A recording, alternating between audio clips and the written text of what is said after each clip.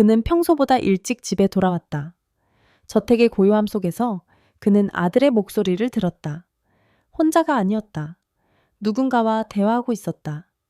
또 다른 목소리가 울려 퍼졌다. 차분하고 깊은 목소리로 명확하게 무언가를 가르치는 소리였다. 그 목소리는 백만장자를 복도에 얼어붙게 만들었다. 그 목소리는 가정교사나 개인교사의 것이 아니었다. 그것은 청소부 유니폼을 입은 남자의 목소리였다. 문을 열었을 때 그는 믿을 수 없는 광경을 보았다. 수개월 동안 수학의 어려움을 겪었던 그의 아들이 바닥에 앉아 마치 자연스러운 것처럼 청소부가 고급 대수 문제를 해결하는 것을 완전히 몰입하여 지켜보고 있었다. 그리고 그곳에서 모든 것이 변했다. 백만장자가 몰랐던 것은 이 남자가 비밀을 가지고 있다는 것이었다. 그 비밀은 그가 자신의 과거를 직면하게 하고 가치, 교육, 정의에 대해 알고 있다고 생각했던 모든 것을 도전하게 만들 것이다. 대시보드의 디지털 시계는 5시 47분을 가리켰다. 리처드 카터가 엔진을 껐을 때 차고는 거의 신성한 침묵에 휩싸여 있었다. 너무 커서 집처럼 느껴지지 않는 저택에서만 느낄 수 있는 침묵이었다. 사랑보다 메아리가 더 많은 공간을 차지하는 곳. 그는 오는 것을 아무에게도 말하지 않았다. 휴스턴에서의 회의를 마지막 순간에 취소하고 개인 제트기를 타고 집으로 오기로 결정했다. 그날은 그의 결혼 기념일이었다. 그의 아내는 친구들과 S펜에 있었지만 그는 단지 아들을 보고 싶었다. 카터의 저택은 마치 잡지에서 나온 것 같았다. 이탈리아 대리석 바닥, 천장까지 닿는 창문, 웃을 줄 모르는 디자이너들이 선택한 가구들. 리처드는 항상 아들에게 최고를 주기 위해 일한다고 말했다. 하지만 수년간 그는 최고를 가장 비싼 것과 혼동하고 있었다. 현관문을 통과할 때 그는 중앙 공기의 희미한 소리를 들었다. 아무도 그를 맞이하지 않았다. 운전사도, 요리사도, 부엌에서는 아무 소리도 나지 않았다. 그는 주변을 둘러보며 이마를 찌푸렸다. 그리고 그는 들었다. 차분하고 깊은 목소리, 놀라울 정도로 명확하게 무언가를 설명하는 소리, 그리고 그 뒤를 잇는 아들의 웃음소리. 그것은 도서관에서 들려왔다. 그곳에는 아무도 있어서는 안 되었다. 모든 가정교사들은 몇 시간 전에 떠났다. 그는 천천히 복도를 걸어갔다. 그의 발걸음은 조심스러웠고 마치 외국 땅에 들어서는 것 같았다. 약간 열린 문에 도달했을 때 그가 본 것은 말이 되지 않았다. 12살의 그의 아들 조시가 네이비 러그 위에 다리를 꼬고 앉아 넋을 잃은 듯한 눈으로 앞을 보고 있었다. 그리고 그의 앞에는 조시의 공립학교에서 온 회색 청소부 유니폼을 입은 남자가 무릎을 꿇고 있었다. 이제 알겠지? 144의 제곱근은 12야. 그 남자는 부드럽게 웃으며 말했다. 연필을 손에 들고 나선형 노트에 무언가를 적으며 네, 이제 정말 알겠어요. 숫자에 비밀 코드가 있는 것 같아요. 조시는 흥분에 차 대답했다. 리처드는 문을 완전히 열었다. 방이 즉시 바뀌었다. 여기서 무슨 일이 일어나고 있지? 그의 목소리는 단호했지만 자제심이 있었다. 조시는 깜짝 놀라 그를 바라보았다. 아빠, 이분은 콜 선생님이에요. 우리 학교에서 일하세요. 저 숙제 도와주셨어요. 리처드는 중년의 검고 피곤한 눈을 가진 남자를 응시했다. 그의 유니폼은 깨끗했지만 낡았다. 그리고 그는 리처드의 시선을 공손하게 그러나 두려움 없이 되돌아보았다. 안녕하세요, 카터 씨. 그 남자는 말했다. 저는 당신 아들의 학교에서 청소부로 일하고 있습니다. 오늘 아침 복도에서 저를 찾았어요. 어려움을 겪고 있어서 도움을 요청했을 뿐입니다. 리처드는 거의 웃을 뻔했다. 그의 집에서 고급 대수를 하는 청소부라니. 당신이 내 집에 그냥 들어온 거야? 당신의 가정부가 학교에서 저를 알아봤어요. 당신이 예상되지 않았다고 해서 괜찮다고 했습니다. 조용히 들어왔습니다. 단지 당신의 아들을 돕고 싶었을 뿐입니다. 조시는 열렬히 끼어들었다. 아빠, 이분 정말 대단해요. 정말 명확하게 설명해 주셨어요. 어떤 가정교사보다도 자료. 리처드는 다시 남자를 바라보았다. 그의 목소리는 차가웠다. 당신은 바닥을 닦으면서 갑자기 내 아이에게 수학을 가르칠 수 있다고 생각하는 건가? 그게 말이 되나? 콜 선생님은 움츠러들지 않았다. 저는 지위를 위해 여기에 있는 것이 아닙니다, 선생님. 저는 당신의 아들이 도움을 요청했기 때문에 여기에 있습니다. 그리고 어떤 아이도 시스템이 실패했다고 해서 멍청하다고 느껴서는 안 됩니다. 방은 고요했다. 리처드는 가슴 속에서 분노인지 불편함인지 알 수 없는 것이 맥박치고 있는 것을 느꼈다. 그러나 이 남자에 대한 무언가, 이 존재가 그를 불안하게 만들었다. 당신의 관심에 감사드립니다, 콜 선생님. 하지만 이런 일은 다시 일어나지 않을 것입니다. 콜 선생님은 차분하게 고개를 끄덕였다. 그는 낡은 배낭을 들고 문으로 걸어갔다. 아빠, 아직 대수학 설명이 끝나지 않았어요. 조시가 항의했다. 너는 일주일에 2명의 가정교사가 있어, 조시. 그걸 위해 청소부가 필요하지 않아. 조시는 실망하여 단단히 앉았다. 콜 선생님은 문턱에서 멈췄다. 지식은 예상치 못한 곳에서 나옵니다, 카터 씨. 좋은 저녁 되세요. 그리고 그는 떠났다. 리처드는 방의 중앙에 서 있었다. 그 남자가 그의 마음에서 떠나지 않았다. 그 이유를 알 수 없었다. 그에 대해 멈출 수 없었다. 그날 밤 리처드는 잠을 이룰 수 없었다. 그 남자가 조시 옆에 무릎을 꿇고 있는 그 차분하고 자신감 있는 모습이 그의 마음속에서 반복되었다.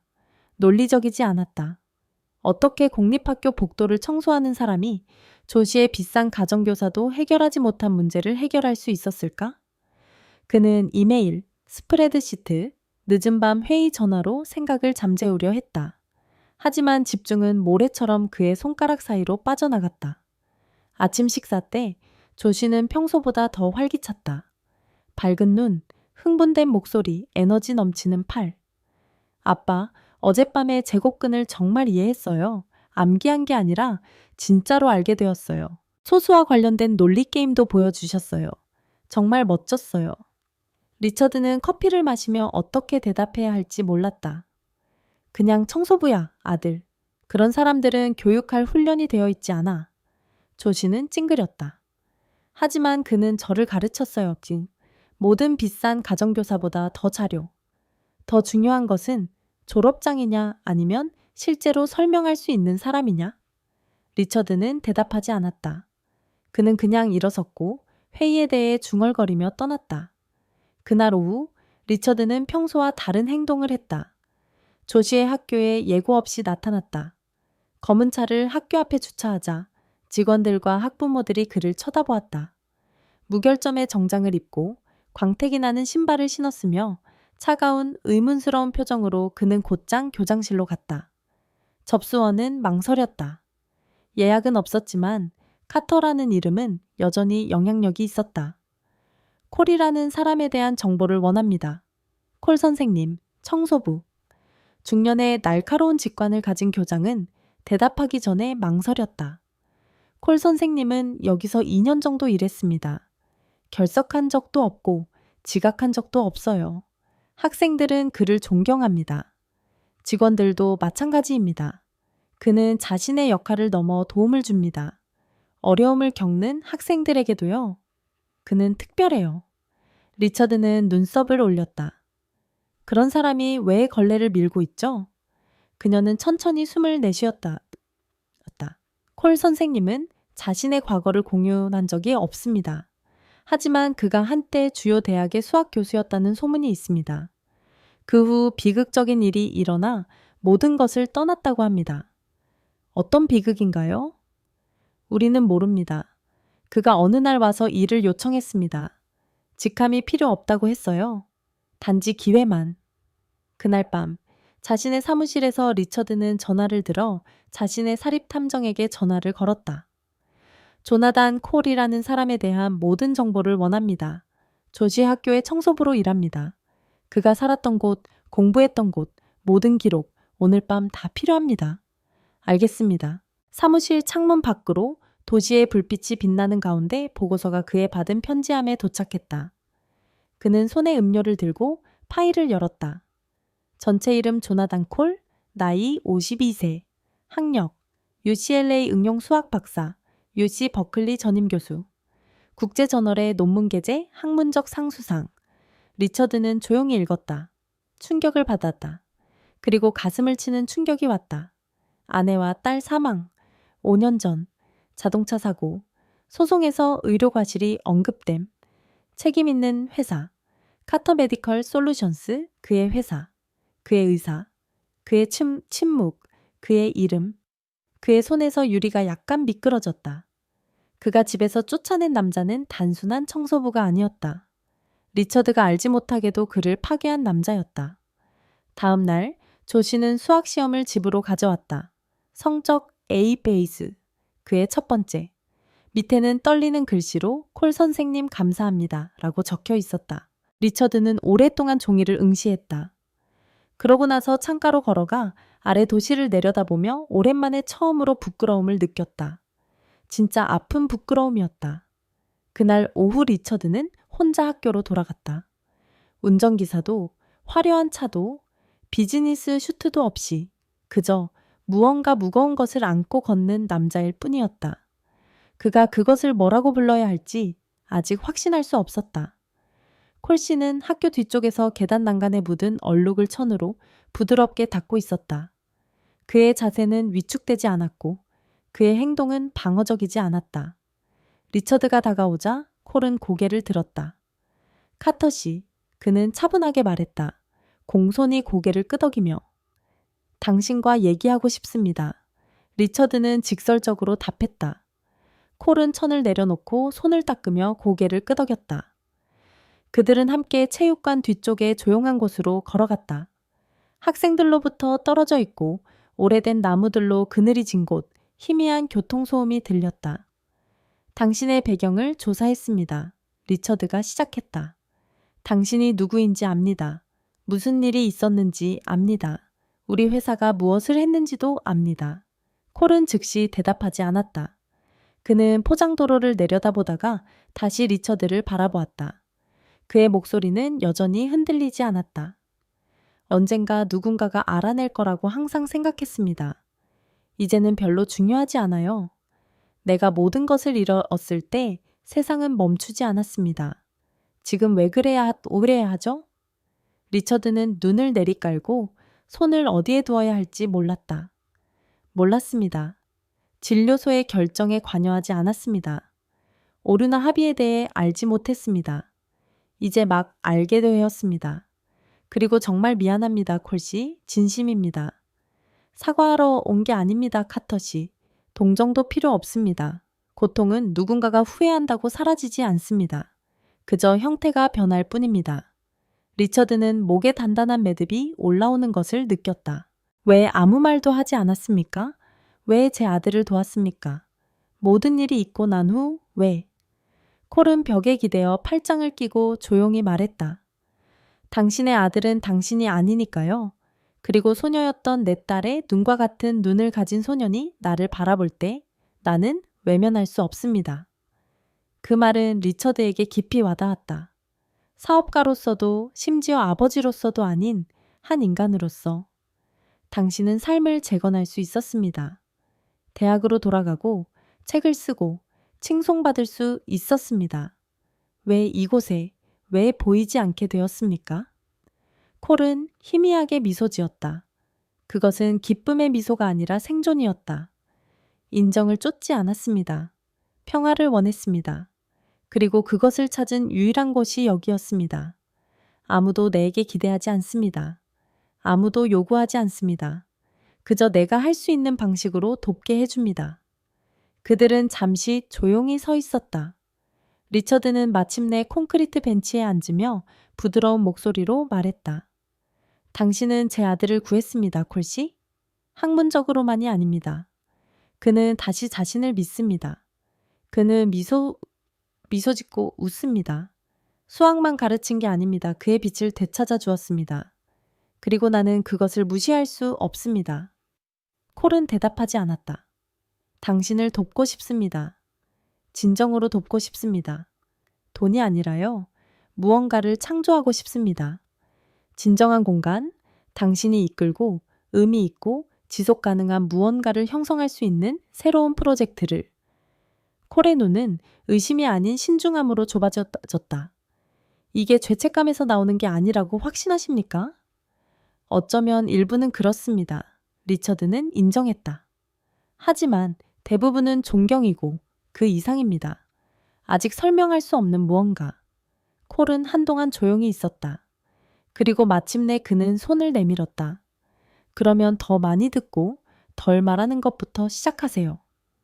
리처드는 그의 손을 잡았고 오랜만에 무언가 진짜를 만진 것 같은 느낌이 들었다. 그날 밤 리처드는 거실에서 조시와 함께 앉아 있었다. 콜 선생님이 계속 너를 도와주길 원하니? 조시는 희망이 깜빡이는 눈으로 올려다보았다. 무엇보다도요. 리처드는 미소 지었다. 그럼 그분이 돌아오실 거야. 조시는 소파에서 뛰어올라 아빠를 꽉 껴안았다. 리처드가 오랜만에 느낀 가장 진실한 포옹이었다. 그 순간 그는 깊은 무언가를 이해했다. 그것은 단순히 과거를 고치는 것이 아니라 무언가 새로운 것을 창조하는 것이었다. 리처드는 쉽게 믿는 사람이 아니었다. 사업에서의 수년간의 경험은 모든 칭찬 뒤에는 의도가 있고 모든 미소 뒤에는 협상이 있다는 것을 가르쳐 주었다. 그러나 콜과 함께라면 무언가 달랐다. 그는 숨은 의도가 있는 사람처럼 느껴지지 않았다. 그는 이미 모든 것을 잃고도 여전히 조용히 주기로 결정한 사람처럼 느껴졌다. 그것은 리처드를 혼란스럽게 했고 감명을 주었으며 솔직히 불편하게 만들었다. 그래서 조사관을 보내는 대신 리처드는 직접 사람들과 이야기하기 시작했다. 교사들, 직원들, 부모들. 조금씩 콜 씨의 더 완전한 모습이 드러났다. 한 역사 교사는 콜이 심한 불안감을 가진 학생을 당황시키지 않고 교실 밖으로 데리고 나갔던 일을 회상했다. 다른 청소부는 콜이 항상 일찍 와서 아무도 알아차리기 전에 고장난 가구를 수리했다고 말했다. 한 식당 직원은 그가 점심시간에 난독증이 있는 소년이 읽기, 플래시카드를 소리내어 읽는 것을 도왔다고 말했다. 패턴이 명확해졌다. 콜은 주목받기를 원하지 않았다. 그는 유용하기를 원했다. 비오는 어느 오후 리처드는 마을을 가로질러 낡은 동네로 차를 몰았다. 길은 갈라지고 집들은 작고 지쳐 보였으며 마당은 삶과 투쟁으로 가득했다. 콜 씨는 그곳에 살고 있었다. 리처드는 몇 분 동안 차에 앉아 있다가 페인트가 벗겨진 겸손한 집과 야생화로 가득한 앞마당에 다가갔다. 그는 한 번, 두 번 노크했다. 회색 머리, 앞치마, 친절한 눈을 가진 나이든 여성이 문을 열었다. 리처드 카터입니다. 콜 씨를 찾고 있습니다. 그녀는 따뜻하게 미소 지었다. 오, 당신은 조시의 아버지시군요. 그 소년 이야기를 항상 하더군요. 배우고자 하는 진정한 열망이 있는 몇 안 되는 아이들 중 하나라고 하던데요. 가족이신가요? 아니요, 그냥 이웃입니다. 하지만 이곳에서는 가족처럼 느껴집니다. 조나단은 일생에 한 번 만날 수 있는 사람 중 하나입니다. 지옥을 겪었지만 결코 그것 때문에 쓰라림을 느끼지 않았죠. 리처드는 그녀에게 감사 인사를 하고 인도로 돌아섰다. 바로 그때 콜 씨가 모퉁이에서 나타났다. 작은 우산 아래 종이 식료품 봉투를 들고 그들의 눈이 마주쳤다. 콜은 놀란 표정이 아니라 그저 궁금한 표정이었다. 이제 나를 따라다니시는 건가요, 카터 씨? 리처드는 건조한 미소를 지었다. 이해하려고요. 당신의 이력서뿐만 아니라 당신을. 콜은 그의 옆에 서서 모자에서 빗물을 털어냈다. 이해할 게 많지 않습니다. 모든 것을 잃었습니다. 세상이 무너졌을 때 나는 의미 있는 조각들에 매달렸습니다. 섬기고 돕고 심지어 그것이 대걸레를 밀어야 하는 것이라도 왜 정의를 요구하지 않았습니까? 리처드가 물었다. 왜 조용히 있었습니까? 왜냐하면 시스템은 듣고 싶은 목소리만 듣기 때문입니다. 그리고 내 목소리가 조용해졌을 때 아무도 왜 그런지 묻지 않았습니다. 그들은 침묵 속에서 걸었다. 그리고도 당신은 제 아들을 도와주셨습니다. 그렇게 많은 은혜로 가르치셨습니다. 우리가 한 일, 내가 한 일에도 불구하고 콜은 멈춰서서 그를 향해 돌아섰다. 가르치는 것은 항상 나의 성격이었습니다. 어디서 하든 상관없습니다. 배우려는 사람이 있다면 나는 가르칠 것입니다. 리처드는 그의 시선을 마주했다. 다시 돌아오는 것에 대해 생각해 본 적 있습니까? 단순히 가르치는 것이 아니라 다시 삶을 변화시키는 것에 대해 당신의 방식으로 생각해 본 적 있습니다. 하지만 사람들은 더 이상 나 같은 사람의 말을 듣지 않습니다. 그들은 우리를 참아줄 뿐입니다. 우리를 듣지는 않습니다. 리처드는 콜의 어깨에 손을 얹었다. 그럼 내가 당신의 목소리를 증폭시키는 사람이 되겠습니다. 조건도 연설도 없이 그저 무대입니다. 당신의. 콜은 그를 바라보았고 의심스럽지 않았지만 신중했다. 그러고 나서 그는 한 번 고개를 끄덕였다. 아이들을 위한 것이라면 당신의 평판을 위한 것이 아니라 아이들을 위해서입니다. 리처드는 약속했다. 바로 그곳 갈라진 인도의 부드러운 이슬비 속에서 약속이 이루어졌다. 사업 거래가 아닌 구원의 서약이었다. 리처드 카터는 자신을 의심하는데 익숙하지 않았다. 수십 년 동안 그의 결정은 최종적이었다. 사업회의에서, 이사회에서, 심지어 집에서도 권력은 그에게 망설임이 약점이라는 것을 가르쳐 주었다. 그러나 콜 씨가 그의 아들의 삶에 들어온 이후로 무언가가 바뀌었고 그것이 그를 괴롭혔다. 그 월요일 아침 리처드는 경영진 회의를 소집했다. 스프레드시트도 파워포인트도 없이 그저 방향을 기다리는 비싼 슈트들로 가득 찬 방이었다. 새로운 재단을 출범합니다. 그는 발표했다. 사적인, 독립적인, 전통적인 시스템에서 어려움을 겪는 학생들의 초점을 맞춘 이사회는 서로의 얼굴을 바라보았다. 그리고 조나단 콜이 그것을 이끌기를 원합니다. 리처드는 흔들림 없는 목소리로 덧붙였다. 공기가 바뀌었다. 한 임원이 몸을 앞으로 기울였다. 존경을 담아 말씀드리지만 사장님, 아드님의 학교에서 일하는 청소부를 말씀하시는 건가요? 리처드는 눈을 깜빡이지 않았다. 네. 전직 대학 교수이자 박사 학위 소지자 천재, 그리고 제가 본 최고의 교육자였습니다.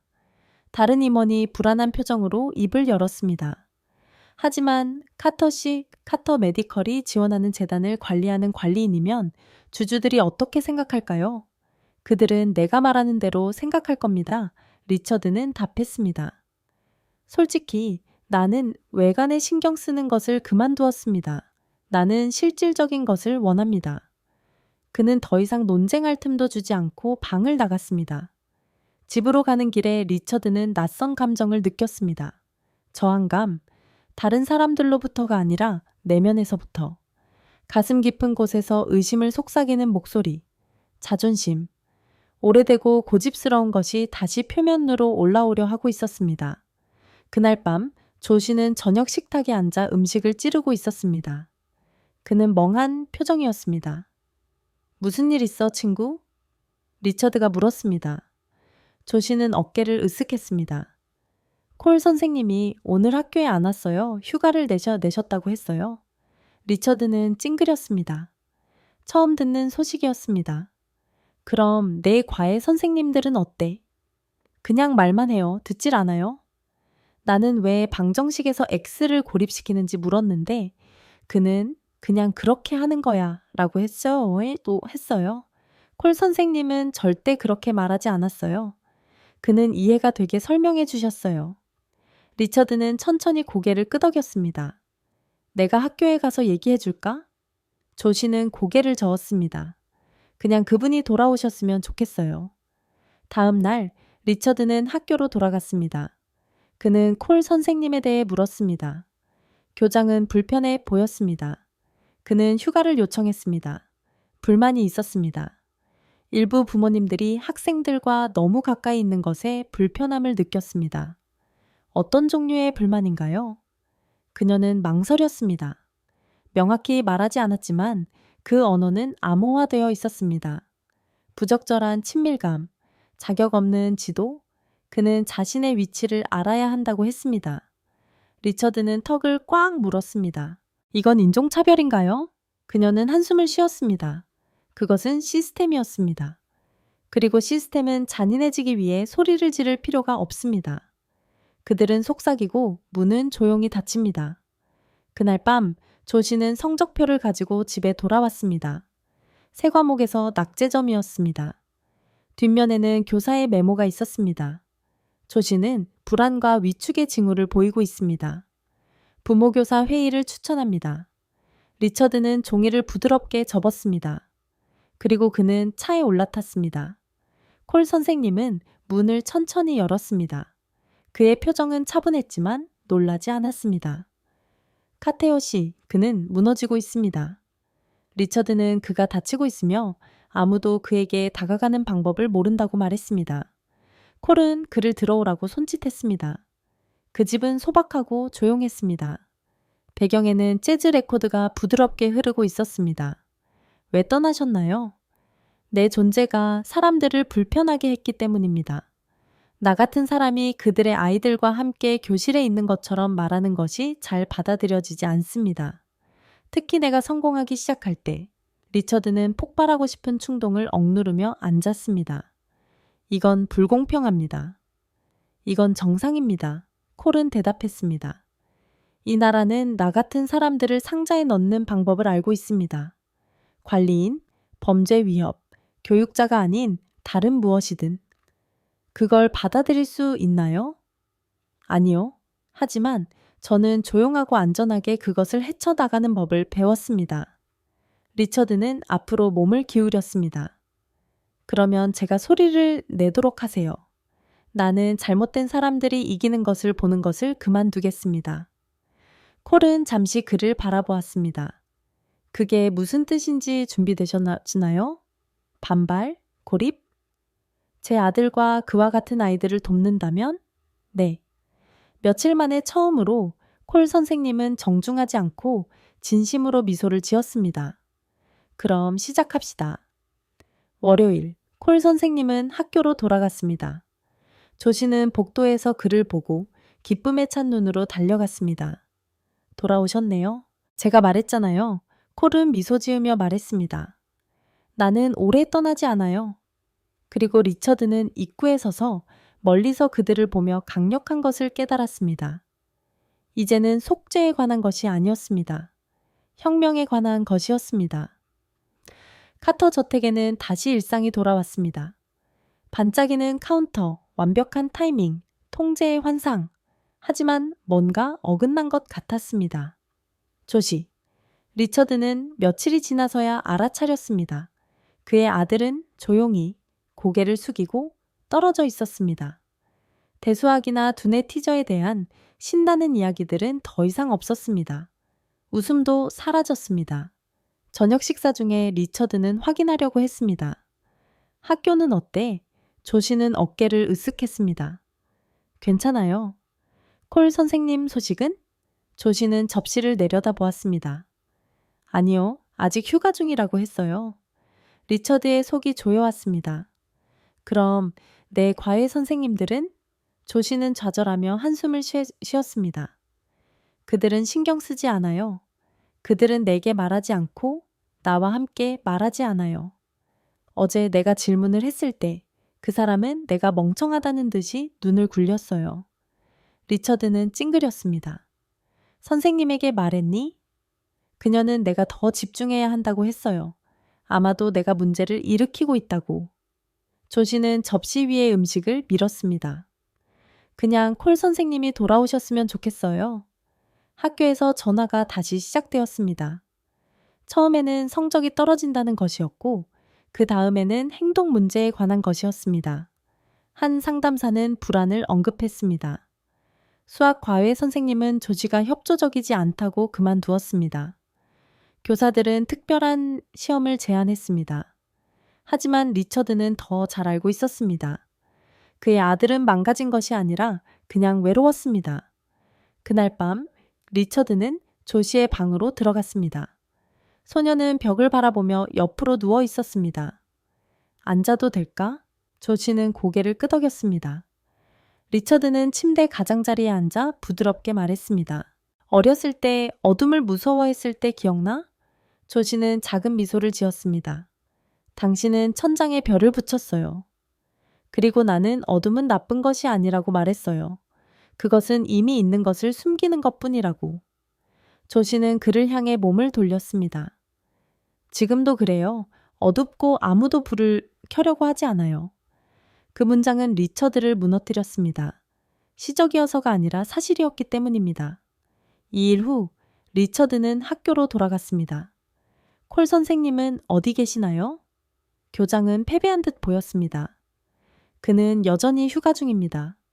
리처드는 망설이지 않았습니다.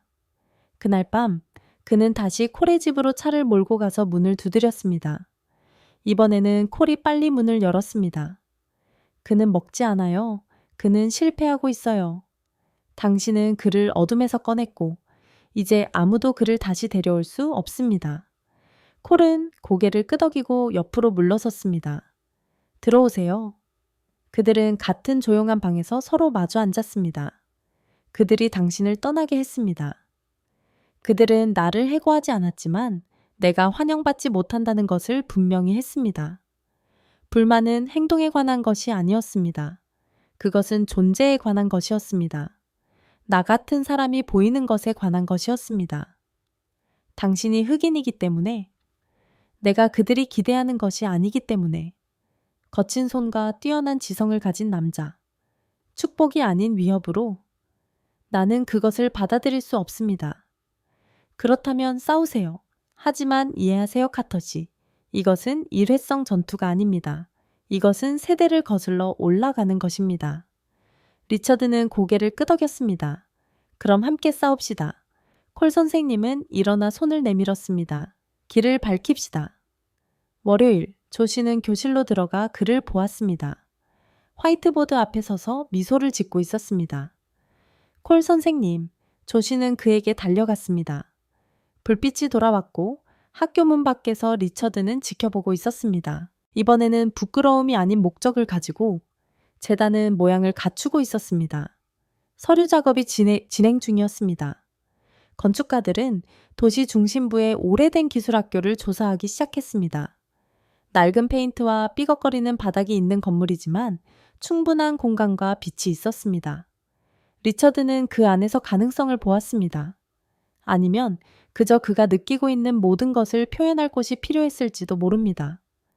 그러나 진행됨에 따라 그를 계속 끌어당기는 것이 있었습니다. 아직 완전히 나누지 않은 대화. 그는 사실을 알고 있었지만 이야기는 알지 못했습니다. 그는 그것을 원천에서 들어야 했습니다. 콜에게서. 금요일 늦은 오후였습니다. 학교는 비워지고 있었습니다. 콜 선생님은 홀의 벽에서 분필을 닦고 있었습니다. 이야기할 수 있을까요? 리처드는 낮은 목소리로 물었습니다. 콜은 그를 힐끗 보고 간단히 고개를 끄덕였습니다. 그는 걸레를 내려놓고 리처드를 휴게실로 이끌었습니다. 처진 소파와 긁힌 테이블, 죽어가는 소리를 내는 커피 머신이 있는 작은 공간이었습니다. 그들은 앉았습니다. 리처드는 잠시 망설였습니다. 모든 것을 듣고 싶습니다. CEO로서도 심지어 아버지로서도 아닌 그냥 한 사람으로서. 콜은 약간 몸을 뒤로 기대고 팔짱을 꼈다가 다시 풀었습니다. 그는 잠시 바닥을 응시하며 자신을 모았습니다. 제 아내의 이름은 앨리스였습니다. 그는 시작했습니다. 소아과 간호사, 제가 알던 가장 따뜻한 마음을 가진 사람. 그녀는 아이들을 진정시키는 능력이 있었습니다. 그리고 우리 딸 마야, 그녀는 9살이었습니다. 그녀는 모든 것이었습니다. 리처드는 들었습니다. 질문도 방해도 없이. 그것은 열에서 시작되었습니다. 단지 인후염과 열이었습니다. 우리는 비싼, 잘 평가된 개인 클리닉에 데려갔습니다. 의사는 항생제를 처방했습니다. 우리는 마야가 알레르기가 있다고 3번이나 말했습니다. 그녀의 파일에도 있었습니다. 앨리스는 반복했습니다. 그럼에도 불구하고 그들은 그것을 투여했습니다. 그의 목소리는 잠시 흔들렸지만 그는 계속했습니다. 20분 후 그녀는 아나필락시스 쇼크에 빠졌어요. 앨리스는 바닥에서 바로 심폐소생술을 시도했지만 도움을 외쳤지만 이미 늦었어요. 침묵. 그녀는 어머니의 품에서 세상을 떠났어요. 그리고 앨리스는 그 사실을 견딜 수 없었어요. 일주일 후 그녀는 아파트 발코니에서 뛰어내렸어요.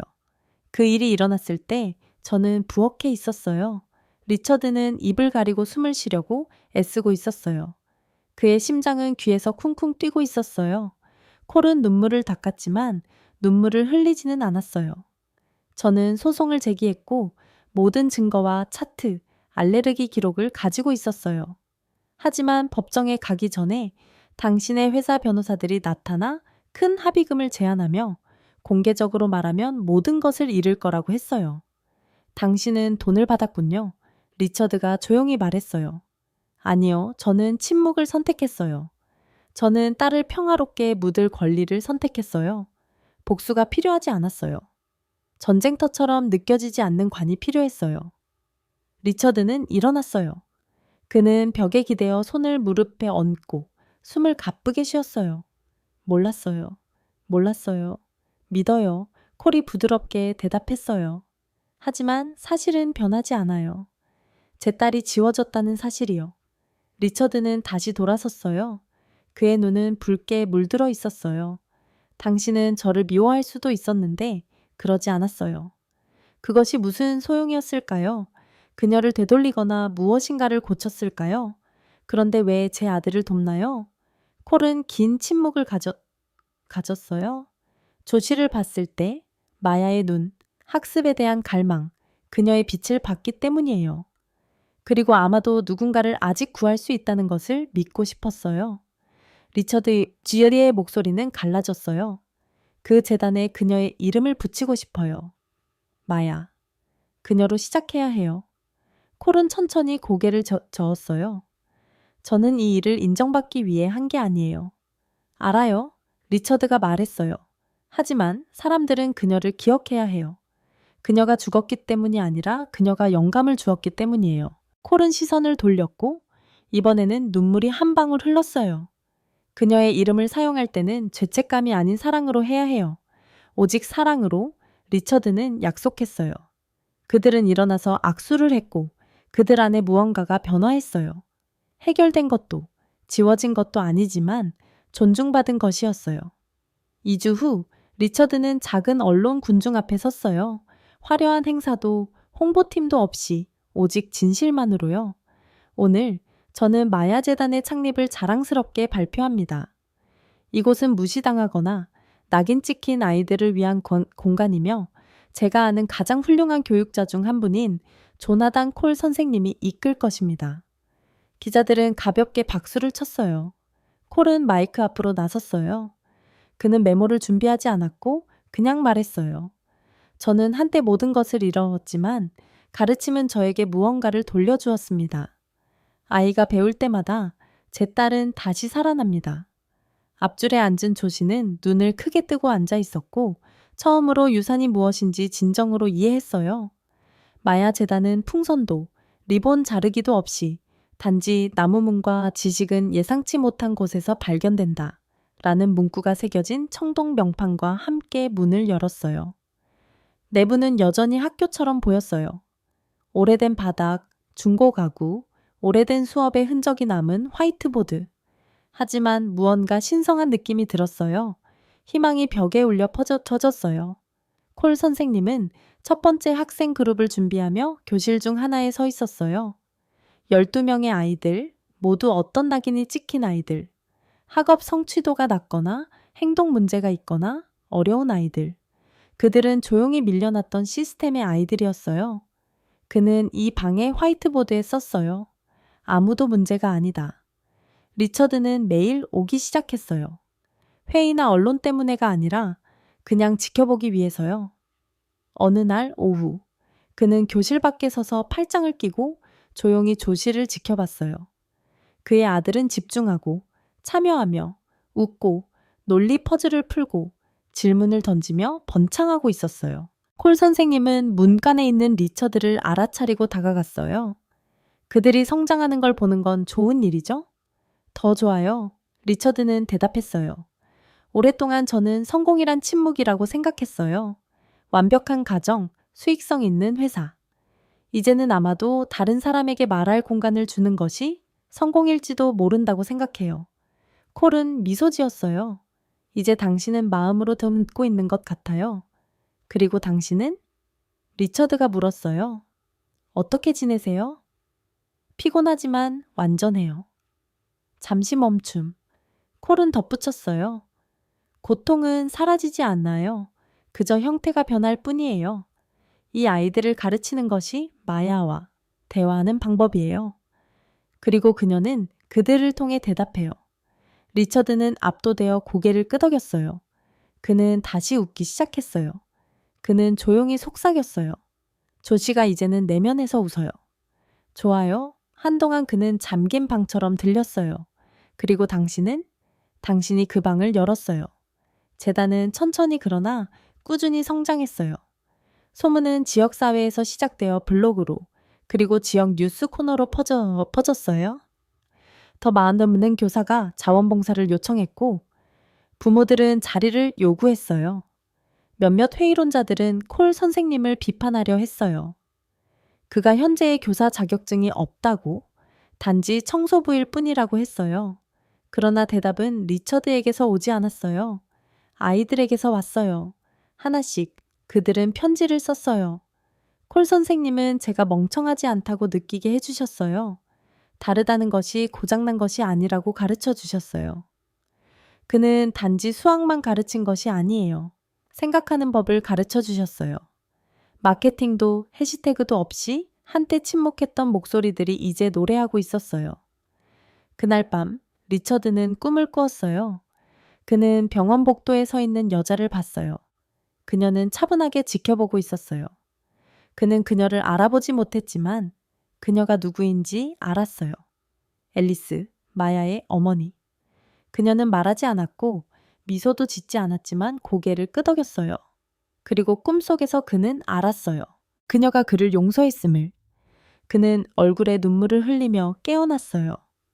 다음 날 아침 그는 사무실에 오래된 서랍을 뒤져 콜 선생님의 목소리를 억누르던 비밀 합의서를 꺼냈어요.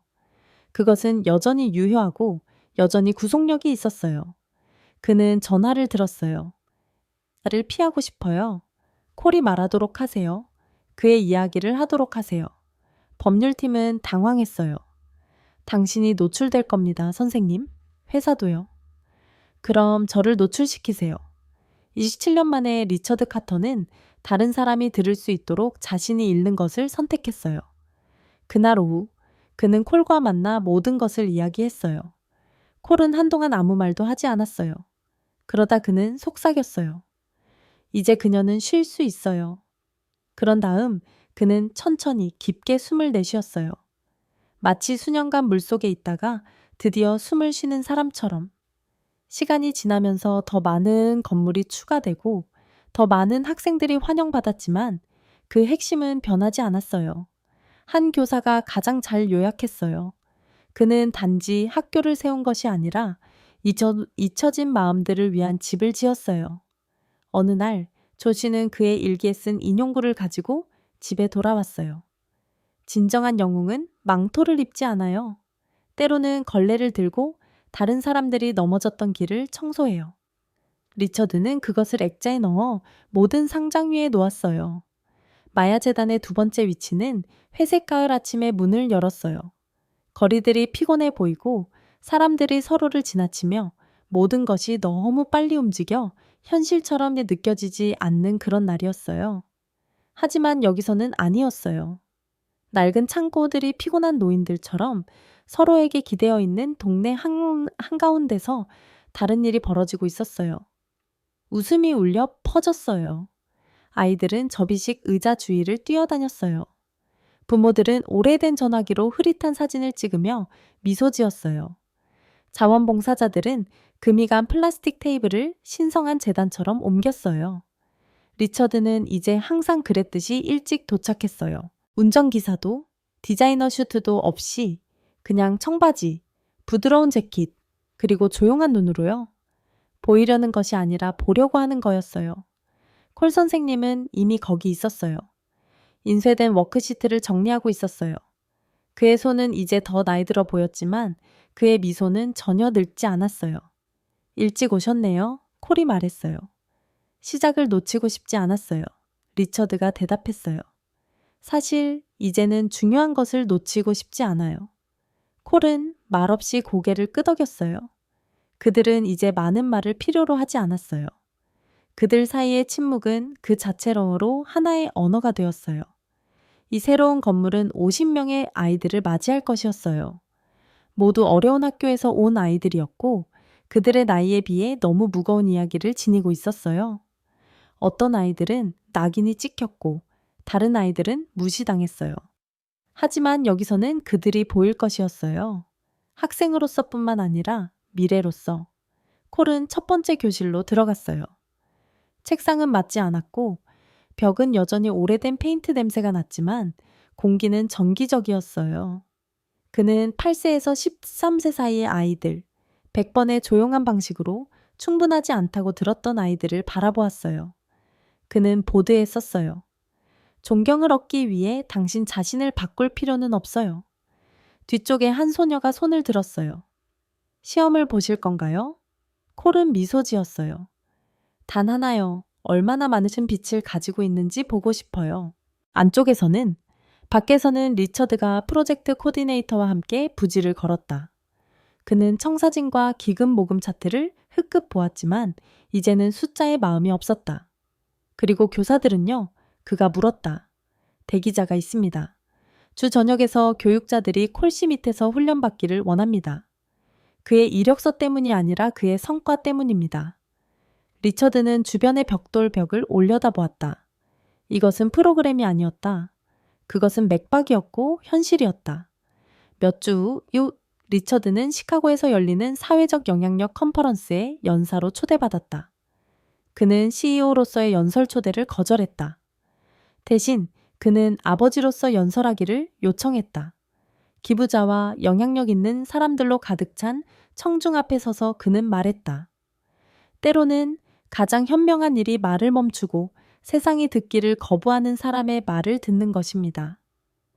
그리고 그는 조 씨가 콜 씨와 처음 과외를 받는 사진을 보여주었다. 그는 박수를 필요로 하지 않았다. 그는 사람들이 느끼기를 원했고 그들은 느꼈다. 그날 밤 조 씨는 나선형 노트북을 들고 거실에서 그를 기다렸다. 내가 쓴 거 읽어볼래? 그가 물었다. 리처드는 노트북을 열고 다음과 같은 내용을 발견했다. 영웅은 항상 외부에서 당신을 구하는 것은 아닙니다. 때로는 아무도 알아차리지 못하게 내부에서 당신을 구합니다. 리처드는 노트북을 닫고 아들을 껴안았다. 조용했다. 모든 것이었다.